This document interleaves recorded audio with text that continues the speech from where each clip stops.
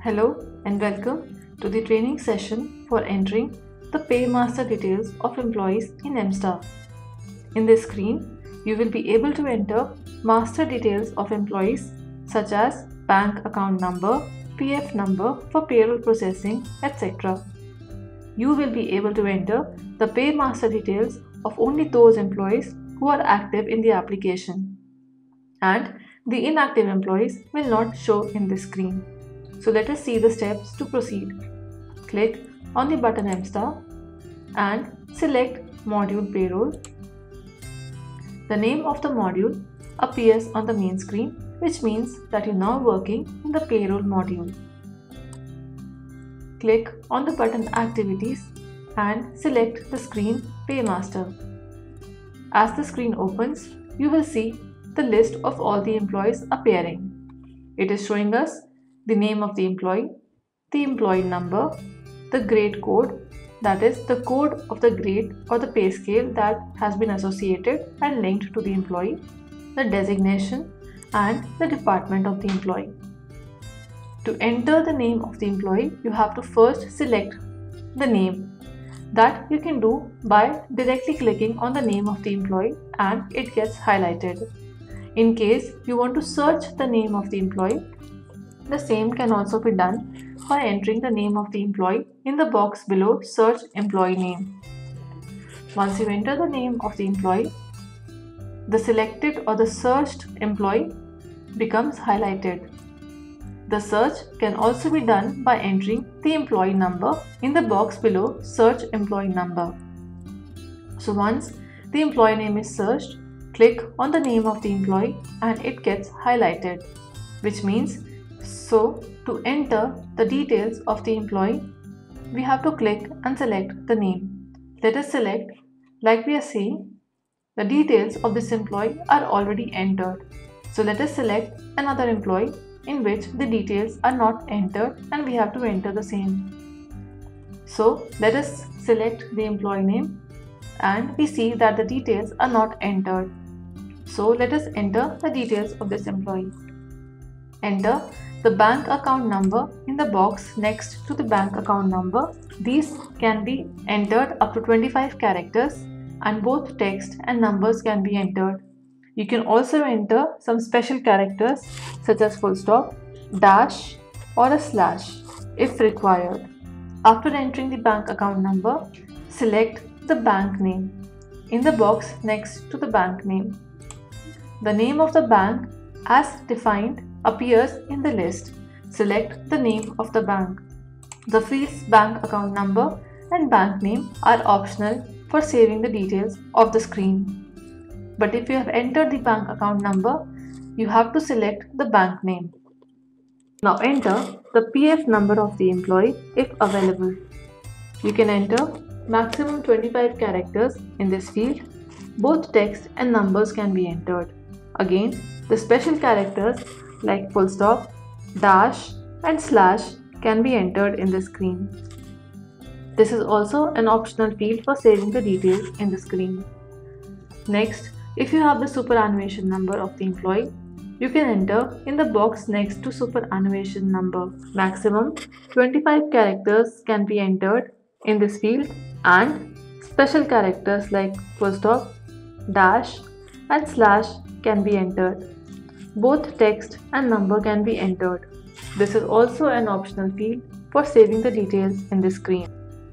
Enter the ESI number of the employee if it is applicable to the employee. Again, maximum 25 characters can be entered and both text and numbers can be entered. In this field also, you can enter full stop, dash and slash as special characters, and this field is also optional for saving the details in the screen. Now enter the EPS account number of the employee as selected in the box against EPS number if it is applicable to the employee. Again, maximum 25 characters can be entered and both text and number can be entered. You can again enter the special characters such as full stop, dash and slash in this field. This is also an optional field for saving the details of the employee. After entering the data in these fields, enter the date of joining EPF for the selected employee. Again, this date has to be entered in the format date, month and year, and the entry of this date is optional for saving the details on the screen. Next, you can enter the date of exit of the selected employee. Again, the date format has to be as per the date, month and year format. This is also an optional field for saving the details in the screen. In the next screen, date of joining EPS. Enter the employee's date of joining of EPS. The date format as mentioned earlier, like date, month and year, has to be followed. This is an optional field for saving the details in the screen. In the next field, date of exit from EPS can be entered, similar to the date of exit from EPF. This is also an optional field for saving the details in the screen. Now, you can also enter the universal account number for the employee as selected in the box against universal account number.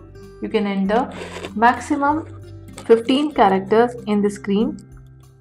You can enter only numbers in this field, and this is also an optional field for saving the details in the screen.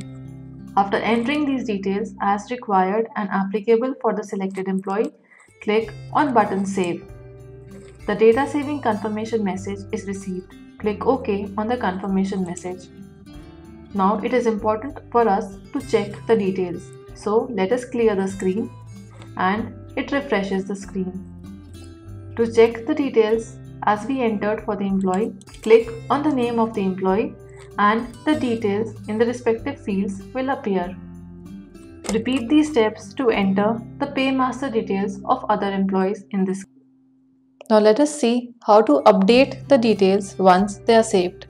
Click on the clear button to refresh the screen and the screen gets refreshed.